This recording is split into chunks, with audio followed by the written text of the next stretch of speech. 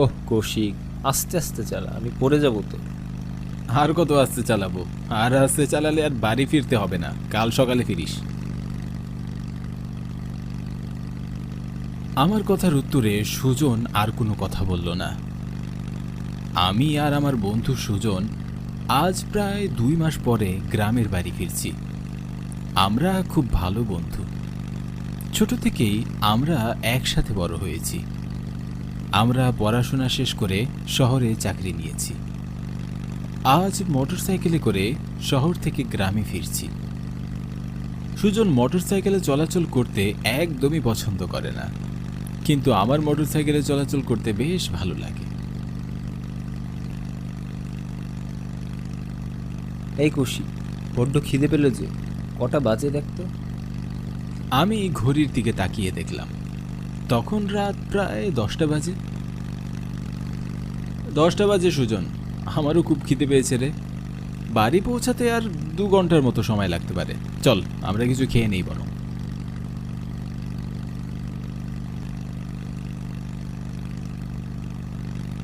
আমরা আশেপাশে তাকাতেই পরিবেশটা খুব অচেনা মনে হলো। আমাদের গ্রামে যেতে এমন রাস্তা বা পরিবেশ আছে তা আমার জানা ছিল না। আমি কিছুটা অবাক হয়ে বললাম, এই সুজন, আমরা ভুল রাস্তায় এলাম না তো? দেখ তো, মনে হচ্ছে এই রাস্তায় আমরা এর আগে তো কখনো আসিনি। না না কৌশিক, ভুল রাস্তায় আমরা কেন আসবো? আমরা তো আমাদের গ্রামের রাস্তা চিনি। অমাবস্যার রাত, দুহাত সামনে কি আছে তাও তো ঠিক মতো দেখা যাচ্ছে না, তাই হয়তো তুই রাস্তা চিনতে পারছিস না। আর শোন, এত চিন্তা করতে হবে না। আমরা আশেপাশে একটু ভালো করে তাকালাম। শুধু গাছপালা আর ঝিঝি পোকা ছাড়া আশেপাশে তেমন কিছুই দেখা যাচ্ছে না। ঘুটঘুটে অন্ধকার, আর রাতে দেখা না যাওয়ারই তো কথা। আমার কেন যেন বেশ ভয় করছে, কিন্তু আমি ভয় পাচ্ছি তা সুজনকে বুঝতে দিলাম না।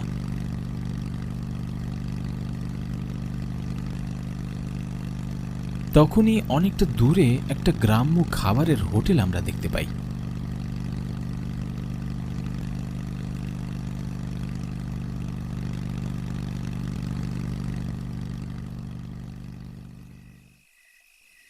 আশেপাশের পরিবেশটা ভুতুড়ে হলেও হোটেলটা বেশ জাঁকজমকপূর্ণ মনে হলো। আমি আর সুজন খুশি হয়ে গ্রাম্য খাবার হোটেলটার দিকে এগিয়ে যাই। হোটেলে আরও বেশ কয়েকজন কাস্টমার ছিলেন। ওনারা বেশ তৃপ্তি করেই খাবার খাচ্ছিল। ওনাদের দেখে মনে হলো হোটেলে অনেক ভালো খাবারের মান আছে। আমাদের দেখে হোটেল ম্যানেজার চাচা বললেন, আসুন বাবু আসুন, কি খাবেন? আমাদের এখানে খুব ভালো খাবার আছে, খুব ভালো খাবার পাওয়া যায়। আচ্ছা আচ্ছা, ঠিক আছে। কি কি খাবার আছে আপনাদের খাবার হোটেলে? আপনারা কি খেতে চান তাই বলুন বাবু, আমাদের এখানে সব ধরনের খাবার পাওয়া যায়। আমরা যা খেতে চাইবো তাই আপনি এনে দেবেন? একবার বলেই দেখুন না বাবু। বেশ, আমাদের তাহলে মোরগ পোলাও আর কোল্ড ড্রিঙ্কস দিন। আমরা হোটেল ম্যানেজারকে অর্ডার দিয়ে খাবার টেবিলে গিয়ে বসলাম। কিছুক্ষণ পর আমাদের খাবার দিয়ে গেল।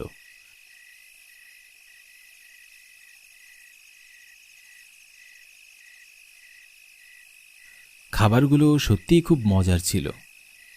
আমি এর আগে কখনো জীবনে এত মজার খাবার খাইনি। আমি আর সুজন বেশ তৃপ্তি করে খাবার খেলাম। খাবার খাওয়া শেষ করে আমরা হোটেল ম্যানেজারকে বিল দিতে গেলাম। চাচা, তাহলে বিল কত হয়েছে? কত টাকা দেব? আপনাদের কোনো টাকা দিতে হবে না সাহেব। হোটেল ম্যানেজার খুব গম্ভীর হয়ে কথাটা বললেন। ম্যানেজারের কথা শুনে আমি আর সুজন দুজনই খুব অবাক হয়ে গেলাম। আমি কৌতূহলী হয়ে বললাম, টাকা দিতে হবে না? কিন্তু কেন? আপনি তো আমাদের কোনো আত্মীয় নন কিংবা পূর্ব পরিচিত নন, তাহলে টাকা কেন দিতে হবে না? কারণ কারো মৃত্যুর আগে আমরা তাদের ফ্রিতেই খাবার খাওয়াই, এটাই আমাদের হোটেলের নিয়ম। মৃত্যুর আগে মানে? আপনার কথার মাথা মুন্ডু কিছুই তো বুঝতে পারছি না। কার মৃত্যু? আপনাদের মৃত্যু বাবু। লোকটার আবোল তাবোল কথা শুনে আমি আর সুজন দুজনই অবাক হয়ে যাই। সেই সাথে লোকটার কুৎসিত হাসি খুবই বিরক্তিকর লাগছিল। কি বাবু, আমার কত বিশ্বাস হচ্ছে না বুঝি। আমার আর লোকটার সাথে কথা বলতে ইচ্ছা করছিল না, কিন্তু তাও বিরক্ত হয়ে বললাম, আচ্ছা শুনুন, মিঠাপুর গ্রাম যাবার সংক্ষিপ্ত কোনো পথ আছে? থাকলে সেটা কোন দিকে? হোটেল ম্যানেজার আমার কথার কোনো উত্তর দিল না, আমাদের দিকে তাকিয়ে শুধু মুচকি হাসতে লাগলো। ব্যাপারটা আমার কাছে খুবই অদ্ভুত মনে হলো। আমি আবারও বললাম, আসলে চাচা, আমাবস্যার রাত তো, তাই এই অন্ধকার পথঘাট ভালো করে দেখা যাচ্ছে না, আর তার জন্যই আমরা এই পথে হারিয়ে এই হোটেলে চলে এসেছি। আপনি যদি আমাদের একটু রাস্তাটা দেখিয়ে দিতেন তাহলে আমরা তাড়াতাড়ি বাড়ি ফিরতে পারতাম। এত তারা কিসের বাবু, মাত্রই তো এলেন। এখানে সবাই আসে নিজ ইচ্ছায়, কিন্তু আসার পর আর ফিরে যেতে পারে না।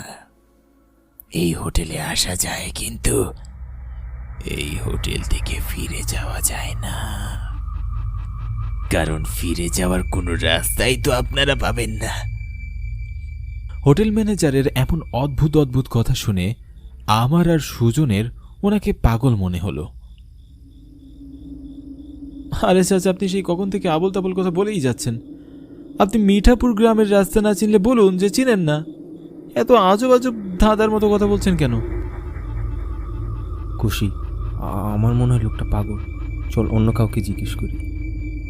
আমরা হোটেলের ভিতর তাকিয়ে দেখলাম, হঠাৎ হোটেলের ভিতর থেকে সব কাস্টমার উধাও হয়ে গেল।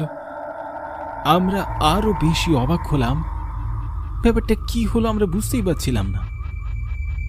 ব্যাপারটা হোটেল ম্যানেজারকে জিজ্ঞাসা করার জন্য পেছনে ঘুরে তাকিয়ে আমরা কাউকেই দেখতে পেলাম না। হোটেল ম্যানেজার উধাও হয়ে গেল। আমরা খুব ভয় পেয়ে যাই, বুকের ভেতরটা কেমন ধুকপুক করে কাঁপছে। খুশি, সবাই কোথায় গেল বলতো? আমার খুব ভয় হচ্ছে। চল, টাকা দিতে হবে না, আমরা এখান থেকে তাড়াতাড়ি চলে যাই। এমন ভুতুরে কাণ্ড দেখে ভয়ে আমার হাত পা কাঁপছিল। আমি আর এক মুহূর্ত সেখানে স্থির দাঁড়িয়ে থাকতে পারলাম না। টাকা না দিয়ে হোটেল থেকে বাইরে বের হয়ে যাই। হোটেল থেকে বাইরে বের হয়ে এসে আমরা আমাদের মোটরসাইকেলটি সেখানে আর দেখতে পেলাম না।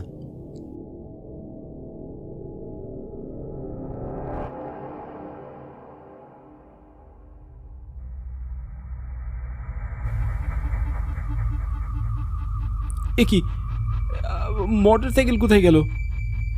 এসব কি হচ্ছে? আমার স্পষ্ট মনে আছে আমি মোটরসাইকেলটি এখানেই রেখেছিলাম।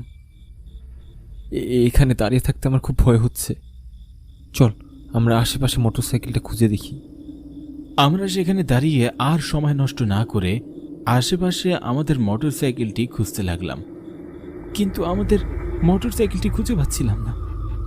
সময় যত যাচ্ছে আমাদের ভিতরের ভয়টা তত বেশি বাড়ছে। একটা সময় আমরা বিকট একটা হাসির শব্দ শুনতে পাই, কিন্তু আমরা আশেপাশে কাউকেই দেখতে পাই না।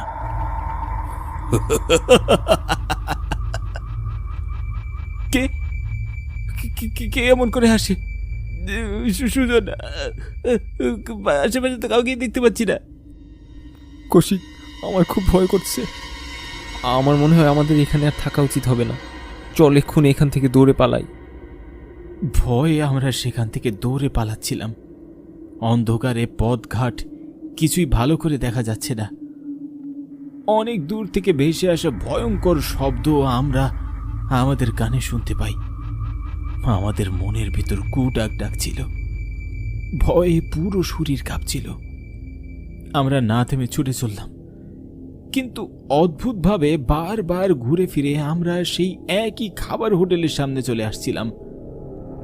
আমরা বুঝতে পারলাম আমাদের সাথে মায়াবী কিছু ঘটছে, কিন্তু ঠিক কেন যেন তা বুঝতে পারছিলাম না। সুজন, আমাদের সাথে এমনটা হচ্ছে কেন রে? বারবার ঘুরে ফিরে আমরা সেই একই হোটেলের সামনে চলে আসছি। হ্যাঁ, আমার খুব ভয় করছে রে। তখন আমাদের সামনে হঠাৎ করেই হোটেলের ম্যানেজার চাচা আর হোটেলে কাস্টমার যারা আমাদের সাথে খাবার খাচ্ছিল তারা চলে আসলো, আর হা হা হু হু শব্দ করে জোরে জোরে হাসতে লাগলো। তাদের এমন ভয়ঙ্কর হাসি দেখে খুব অবাক হয়ে গেলাম। এমন করে আবার কেউ হাসে নাকি? আরে চাচা, আপনি এমন করে হাসছেন কেন? দেখছেন আমরা ভয় পাচ্ছি, তার উপর মায়া জালে আটকে গেছি। আর এমন বিপদের সময় আপনি আমাদের সাহায্য না করে হাসছেন। কারণ এই মায়াজাল গোলক দাদা সবই আমরা ছড়িয়ে রেখেছি। আমরা কেউ এখন আর বেঁচে নেই, তাই আমরা তোমাদেরকেও বেঁচে থাকতে দিব না। আমাদের খুব পিপাসা পেয়েছে, তাই আমরা তোমাদের রক্ত চুষে খাবো। এ কথা বলেই তারা ভয়ঙ্কর প্রেতাত্মাতে পরিণত হয়। যেমন বিকট শব্দে বিশ্রী সুরে তাদের হাসি ছিল, তেমনি দেখতে তাদের প্রচণ্ড ভয়ঙ্কর ছিল।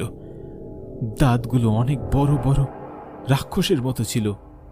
হাতের নখগুলো রক্তমাখা, দেখে মনে হচ্ছে কিছুক্ষণ আগেই ওরা কারো বুক চিরে খেয়ে এসেছে। পুরো শরীরে রক্তমাখা, আর ওদের চোখ দিয়েও রক্ত ঝরে পড়ছে। তাদের এভাবে দেখে ভয়ে সুজন জ্ঞান হারিয়ে ফেলে।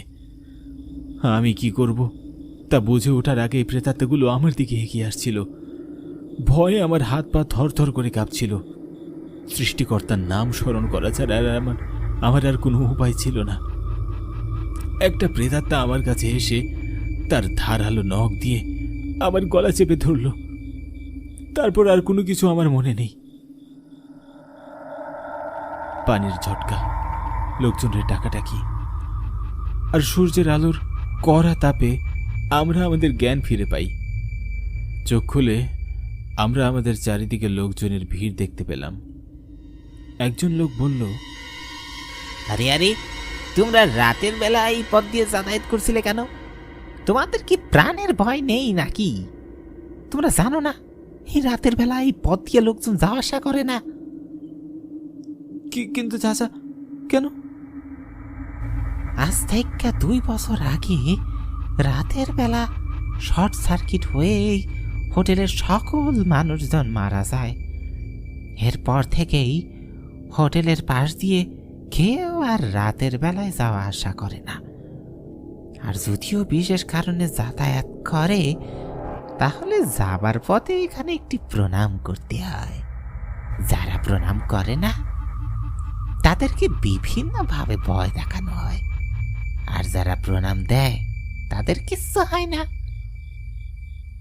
তারপর আমরা ভালো করে লক্ষ্য করে দেখলাম সেখানে কোনো হোটেল নেই। তারপর আমরা বাড়ি ফিরে যাই এবং আমরা আর কখনোই সে পথ দিয়ে যাতায়াত করিনি।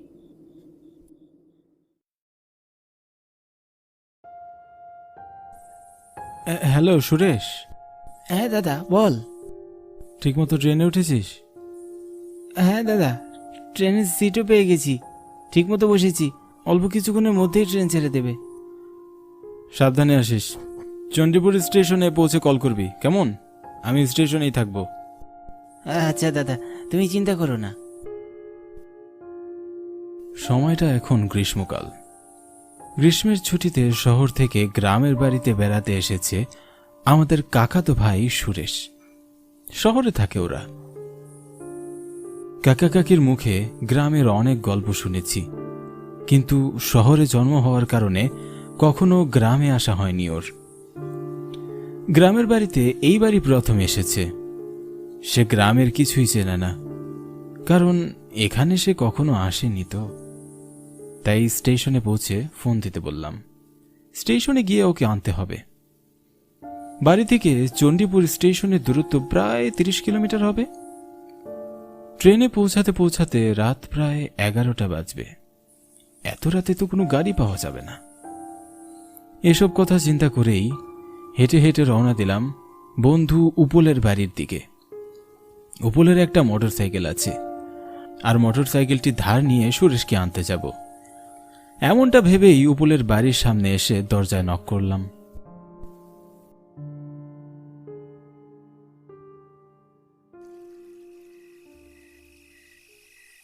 উপল, উপল, কিরে বাড়ি আছিস? আমার গলার আওয়াজ পেয়ে উপল দরজা খুলে বাইরে বের হয়ে গেল। কিরে, তুই এত রাতে কি মনে করে? বন্ধু, একটু দরকারে এসেছি। কি দরকার বল। শহর থেকে আজ রাতে আমার কাকাতো ভাই আসছে, রাতেই চণ্ডীপুর স্টেশনে যাবে, ওকেই আনতে হবে। কিন্তু এত রাতে তো বাইরে কোনো গাড়ি পাবো না। তুই যদি তোর মোটর সাইকেলটা দিতিস অনেক উপকার হতো রে। আরে মোটর সাইকেল নিবি, এ আবার আমতা করে বলার কি আছে? আমি ভাবলাম তুই কি নাকি বলবি। তা এত রাতে যাবি? হ্যাঁ, তুই চিন্তা করিস না, সকাল হলে আমি তোর গাড়ি তোর বাড়ি পৌঁছে দেবো, ঠিক আছে? আরে আমি ওসব কথা ভাবছি না, আমি ভাবছিলাম মোটর সাইকেলটির একটু সমস্যা হয়েছে, মাঝে মধ্যে স্টার্ট বন্ধ হয়ে যাচ্ছে, এরপর আর স্টার্ট নিতে চায় না। আজ শহরে নিয়ে গেছিলাম সারাতে, কিন্তু মানি ব্যাগটা বললো অনেক সময় লাগবে। এখন আমার সময় ছিল না বলেই না সেরেই চলে এসেছি। তুই চালাতে পারবি তো? হ্যাঁ, এত রাতে আর কোনো গাড়ি পাবো না, বুঝেছিস? বুঝতেই তো পারছিস গ্রামের স্টেশন। এখন যেভাবেই হোক মোটর সাইকেলটা আমাকে নিতেই হবে রে। তুই চিন্তা করিস না, আমি যে কোনোভাবে ম্যানেজ করে নেব। আচ্ছা, তাহলে তুই দাঁড়া, আমি চাবিটা নিয়ে আসছি।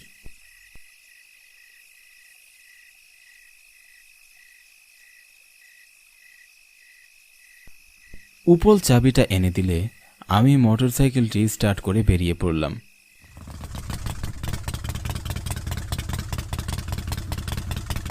ঘড়িতে এখন সময় 10টা বাজে। এখন বেরোলেও সময়ের আগে স্টেশনে পৌঁছে যেতে পারবো। প্রথমত বাইকটি স্টার্ট ভালোই হলো, তবে জানি না পথের মধ্যে আবার কি হয়। ভালোই সুরেশকে নিয়ে বাড়ি পৌঁছাতে পারলেই বাঁচা যায়। আজ চারিদিকের এমন অন্ধকার পরিবেশ দেখে মনে হচ্ছে আমাবস্যা। ঘুটঘুটে অন্ধকার, আকাশে কোনো চাঁদ বা কোনো তারার দেখা নেই। নিশি কালো অন্ধকারের মাঝে শুধু ঝিঝি পোকার ডাক কানে ভেসে আসছে।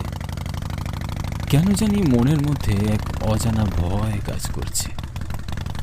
হয়তো উপলের কথায় মনের মধ্যে ভয়টা আরো বেশি কাজ করছে। যদি স্টার্ট বন্ধ হয়ে যায় তখন কি হবে?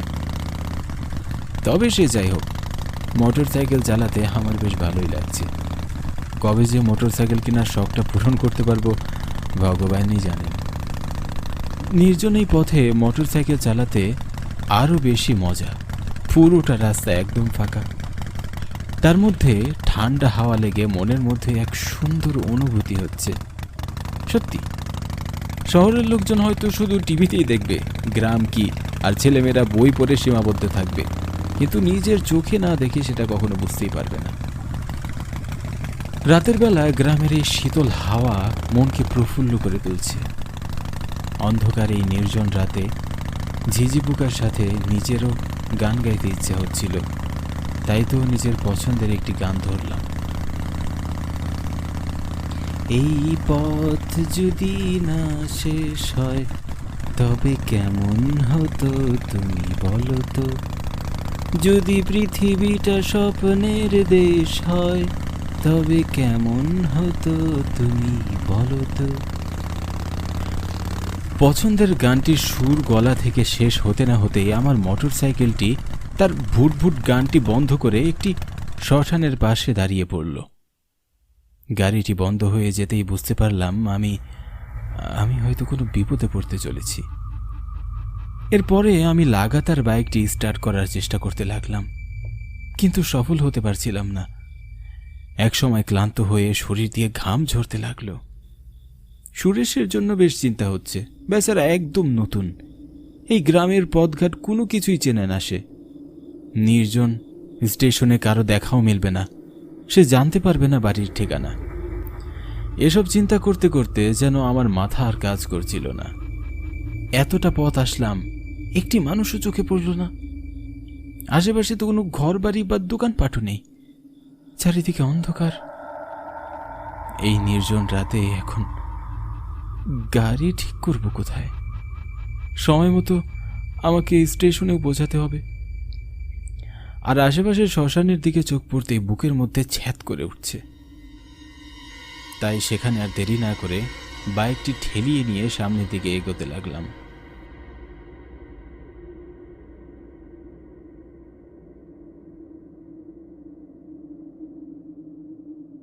একটু সামনে যেতে রাস্তার পাশে একটা বট গাছে দেখতে পারলাম। মনে মনে ভাবলাম গাছটির নিচে বসে একটু বিশ্রাম করে তারপর আবার বাইক স্টার্ট দেব। কিছুটা সময় বটগাছের নিচে বসে বিশ্রাম নিলাম। অপেক্ষা করতে করতে কিছুটা সময় পরে আমি আবারও বাইকটি স্টার্ট করতে লাগলাম, কিন্তু কিছুতেই স্টার্ট করতে পারছিলাম না। চারপাশটা ঝোপঝাড়ে এতটাই অন্ধকার যে সামনে কিছুই দেখা যাচ্ছে না। নিশ্চুপ চারিদিক। ঝোপের পাশ থেকে মাঝে মাঝে শিয়ালের ডাক ভেসে আসছে। শিয়ালের ডাক শুনে এদিক ওদিক তাকিয়ে দেখলাম। রাত তখন প্রায় 11টা বাজে। হঠাৎ তাকিয়ে দেখি দূরে টিমটিম করে একটা আলো জ্বলছে। আস্তে আস্তে করে আলোটা সামনের দিকে এগিয়ে আসছে। আলো দেখে তো মনে হচ্ছে এটা মশালের আলো। কেউ হয়তো মশা জ্বালিয়ে এদিকে আসছে। যাক, ভালোই হলো, অবশেষে মানুষের দেখা তো পেলাম। এমনটা ভেবে মনে স্বস্তি পাচ্ছিলাম। মশালের আলো আরো স্পষ্ট হতেই কানে ভেসে আসলো, হরি বল, বলো হরি, হরি বল, বলো হরি। এত রাত দুপুরে এমন কিছু শুনবো এটা কখনো আশা করিনি। হরি বল, ভয় আমার প্রাণটা যেন আটকে উঠল। হরি বল, দেখলাম বলো হরি, মশাল জ্বালিয়ে হরি 4জন বল, লোক এদিকে বলো আসছে। হরি, হরি বল, তারা একটা লাশ বলো কাঁধে হরি। নিয়ে যাচ্ছে। ভাবলাম সামনে শ্মশানে হয়তো লাশ পোড়াতে নিয়ে যাচ্ছে। আমি মনে মনে ভাবতে লাগলাম তাদেরকে জিজ্ঞাসা করলে হয়তো তারা বলতে পারবে মেকানিক আছে। আমি তাদের অপেক্ষায় দাঁড়িয়ে রইলাম। হরি বল, তারা মশাল জ্বালিয়ে বলো আমার হরি, পাশ দিয়ে মরদেহটি হরি নিয়ে বল, বলো হরি। সামনের দিকেই যাচ্ছিল। তখনই মশালের আলোতে তাদের চেহারা স্পষ্ট দেখতে পেলাম। তাদেরকে দেখে আমি কিছুটা ধাঁধায় পড়ে গেলাম। আমি কি চোখে কম দেখতে পাচ্ছি নাকি আমার দেখায় ভুল? চোখ ডলে আমি আবার ভালো করে লোকগুলোর দিকে তাকালাম।